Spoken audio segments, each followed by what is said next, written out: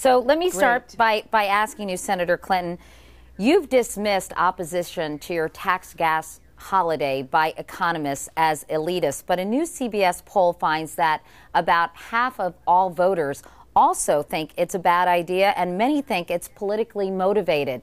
Do you think this proposal will end up hurting you more than helping you? No, not at all. In fact, a lot of people don't understand that I'm not proposing that we don't replace the revenues that would be lost. That's Senator McCain's position. In fact, I'm saying we should make the oil companies pay the gas tax this summer out of their record profits so that we don't make the deficit bigger, we don't deplete the Highway Trust Fund. But all across Indiana and North Carolina, people are responding because they're living with it. You know, they're looking at their own economic situation. They're their personal economists, and they're saying, you know, we just can't deal with this if they're truckers, if they commute long distances, if they have to use their truck or their vehicles for their jobs like farmers do. It's really a burden. And there is no contradiction between providing immediate relief by trying to give folks, on average, it would be $70. For a lot of people, it would be a lot more because they drive more, while at the same time we try to get a president who's actually going to declare energy independence and start us on a path to get off our dependence on foreign oil. But Senator Clinton, a lot of people say it would be a lot less money than $70 for those 3 months. And Senator Obama said earlier today your plan's a gimmick, it's phony, and rather than helping consumers, it will just lead oil companies to raise prices. And by the way, it would never pass in Congress. Well, number one, I think we've got to start going after the oil companies. Senator Obama supported a gas tax holiday without paying for it 3 times when he was in the state Senate. So I'm really focusing on what we can do to give people immediate relief, Katie. I don't see this false choice that Senator Obama and others set up between, oh, we've got to wait for the long term, get a president in January. Oil hit $120.21 a barrel today. I'm convinced that energy traders are manipulating the market. I would launch an investigation by the Department of Justice and the Federal Trade Commission. I would close what's called the Enron loophole, which leaves these traders totally unregulated. So there's a lot that I would do, but providing this direct relief, number one, according to the Department of Energy, would be about $70. But number two, let's start standing up for the vast majority of Americans again. When the Federal Reserve and the Treasury bailed out Bear Stearns to the tune of $30 billion, I didn't hear all this hand wringing. You know, there were folks who were basically being, given an opportunity to avoid the consequences of what they had done, which caused a lot of trouble for everybody else. The people I'm talking to who drive every day for a living, they're just looking for a little help because gas is up, groceries are up. They feel really squeezed. And I think they need a president and they need advocates in public life who are going to take on the big interests like oil companies. Yesterday, you said we should move on from Reverend Wright, but your campaign continues to raise this issue with superdelegates. So are you telling the public one thing and superdelegates something else? No, that's just not the case. Our campaign responds to questions and concerns that people talk to us, voters. A lot of voters on rope lines raise it. I say, let's taltalk about the economy. Let's talk about health care. Let's talk about education. Do you have a lot of superdelegates raising it? Well, it's not, the press has done a pretty good job keeping this in the news for more than a week. Let's talk about how this is on the minds of a lot of people. It's something that is in the atmosphere. But I have consistently said that I want to run a campaign on the specific proposals that I have put forth. I've been going across this country talking about solutions.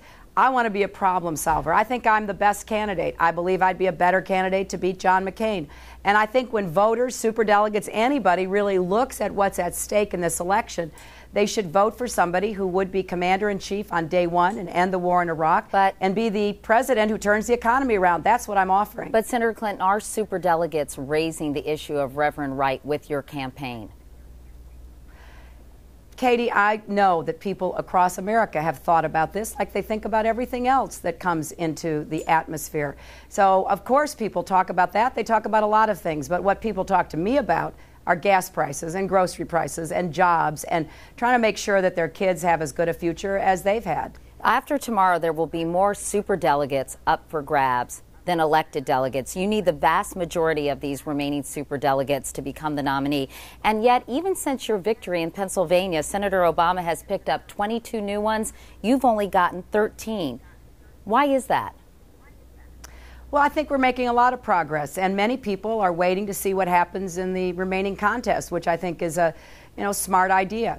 I now have more people who have voted for me, if you include Michigan and Florida, and those were legal, officially certified elections, so I sure include them. 2.3 million people voted in those elections. So more people have voted for me.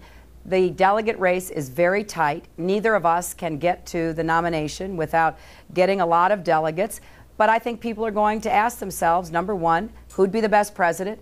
Who has the ability to beat John McCain? And I think they'll look at where we stand when it comes to the votes of those who actually cast them over the course of the last months. But Senator Clinton, in fairness, Senator Obama's name wasn't even on the ballot in Michigan. That was his choice. Nobody made him take off his name from the ballot. I kept it on because I happen to think the people of Michigan deserved a chance to have their voices heard and their votes counted. We agreed only that we wouldn't campaign, and I didn't campaign. And in both cases, the voters said, wait a minute, we want to be part of this process. It's a very significant election. We want to be on record as saying who we think should be the nominee and the president. And I think the Democratic Party has to come to terms with the fact that two of our biggest, most important states that Democrats sure have to try to win in the fall deserve to have their votes translated into delegates, and I'm hoping that that happens soon. And finally, Senator Clinton, when I spoke with Senator Obama earlier today, he said that your argument about attracting working-class white voters is the only argument you have left, and that he has won these voters in critical states like Iowa, Wisconsin, and Virginia. So have you really cornered that market? Well, I think it's always important to look at the facts and to look at the states that I've won. If we had the same rules as the Republicans, which keep their eye on the prize, which is the Electoral College in November, I would already be the nominee because I have won a majority of the delegates from those big states. That's not the rules. We're playing by the rules, but I want Democrats to really focus on who is best able to win. And I have a very broad coalition of women and working people, people who get up every day and work hard, who we have to try to win back from the Republicans, Hispanic voters, young voters in a lot of states where I did better. So, I think that I can make a much stronger case that I go into the race against John McCain much better positioned to actually win in November. That's what we're going to be talking about, and that's what eventually we'll have to decide after we finish all of these elections. Will you stay in the game no matter what happens tomorrow? Well, I never make predictions. We're going to wait and see how the people of Indiana and North Carolina decide. I started out so far behind in both of these states. They're really must-win states for Senator Obama. He has told everybody for several months that he would win both of these states. We've waged vigorous campaigns. We've, I think, made up some ground. We're going to see what happens tomorrow. Senator Hillary Clinton. Senator, thank you. Thank you.